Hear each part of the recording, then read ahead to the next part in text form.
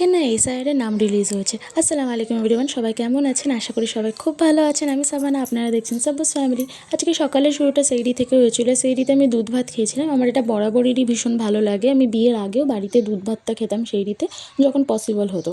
এরপরে ঘুমিয়ে গেছিলাম একটু নামাজ পড়ে। তারপরে ঘুম থেকে উঠে দেখি আমার বর দেখতে বসে গেছিলো এসআইআরের ফর্মগুলো, যে আমাদের নামগুলো ক্লিয়ার আছে কিনা। চেক করাতে দেখলাম যে সবার নামগুলোই ক্লিয়ার রয়েছে, আমার শ্বশুর বাড়ির, আমার বাবার বাড়ির, সবারগুলোই।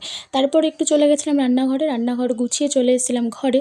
আর যেহেতু রোজা ছিল, আজকে তেমন কিছু টিফিন বানানোর ছিল না ওর। আর বাড়িতে যেহেতু সবাই রোজা ছিল, তাই আজকে কোনো রান্না তেমন করে নেই। কিছু তরকারি ছিল, সেগুলো গরম করে আমি রেখে চলে এসেছি। এরপরে বাসনগুলো ছিল, বাসনগুলো মেজে আমি চলে গেছিলাম ঘরে। দিয়ে দেখি ও রেডি হয়ে গেছে, রেডি হয়ে অফিস বেরিয়ে গেল। আমি ঝটঝট করে বিছানাটা গুছিয়ে ঘরটাকে আরেকবার ঝাড় দিয়ে দিলাম, যেহেতু বিছানা ঝাড়লে পরে নোংরাগুলো পড়ে, না ঝাঁটালে পরে ঘরটা ভীষণ অগোছালো লাগে। এই সমস্ত ঘরটা গুছিয়ে নিয়ে আমি একটুখানি চিয়া সিডার জল ভিজিয়ে দিলাম। এটা আমি ইফতারের সময় খাই, যেহেতু ওটা না খেলে আমার হয় না, তাই জন্য ওটা ভিজিয়ে দেওয়ার পর আমি একটু হেয়ার কেয়ার করে নিয়েছিলাম। তারপরে চলে গেছিলাম একটু দেখতে রাস্তার কাজটা কতটা চলছে। এখানে রাস্তার সাথে সাথে না ড্রেনের কাজটাও চলছে, তো দেখলাম প্রায় অনেকটাই হয়ে গেছে। দিয়ে দেখি জল চলে এসেছিলো, তাই জন্য আমি ভরতে বসিয়ে দিয়েছিলাম রান্নার জলটা। তারপরে চলে গেছিলাম স্নানে, স্নান থেকে এসে স্কিন কেয়ার করে চলে গেছিলাম ছাদে। দিয়ে ছাদে গিয়ে সমস্ত জামা কাপড় মেলে দিলাম, দিয়ে চলে এসেছি জহরে নামাজ পড়তে।